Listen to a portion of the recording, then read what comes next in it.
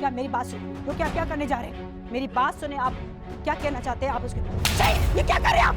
ये क्या कर रहे हो? सुनिए इसकी सफाई जो कह रहा है वो सब मैं सुन के आ रहा हूँ। क्या सुन के आ रहे हैं आप? दूसरों के बहकावे में अपनी बीवी बच्चों की जिंदगी हराम कर रहे हो। जिंदगी तो मेरी हराम कर दी तुम सबने मिलकर। अपनी उम्र के आधे लड़के से बेइज्जती सुनकर आ रहा हूँ। बेइज्जती की? आप वली से मिल के आए ना, अगर आप उसको कुछ कहने का मौका दे सकते, अपनी बेटी को भी कुछ कहने का हक दिया। क्या हक चाहिए तुम लोगों को? सब कुछ तो बर्बाद कर दिया है तुम लोगों ने। अब कुछ नहीं सुनना पड़ेगा, क्योंकि हाथ उठाना इसमें से निकाल नहीं है, और अगर आपको हाथ उठाना पहले आप मुझ पे हाथ उठाए, मैं ये बर्दाश्त नहीं करूंगी, मैं नहीं होने दूंगी ये सब। कहो, तुम बोलो।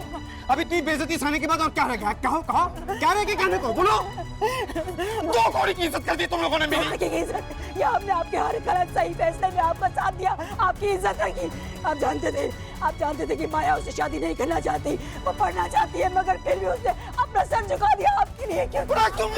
उस फैसले में भलाई थी इस लड़की की। ठीक है, चौकीदार उसके सर पे मसलत कर दिया आपने।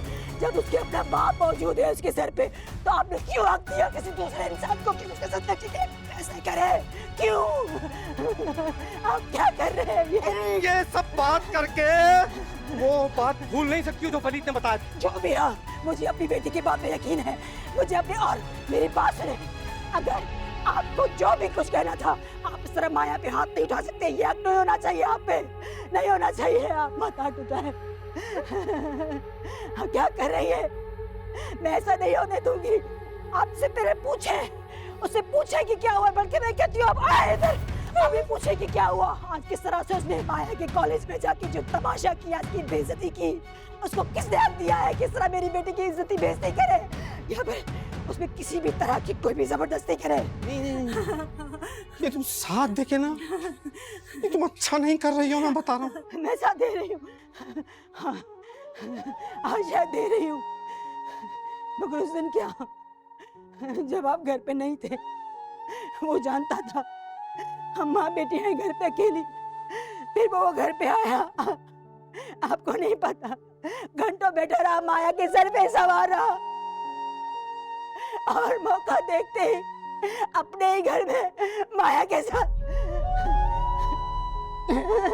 अपने बाप के घर में उसको डराया धमकाया, कुछ कर। आपको लगता है मैं गलत कर रही हूँ?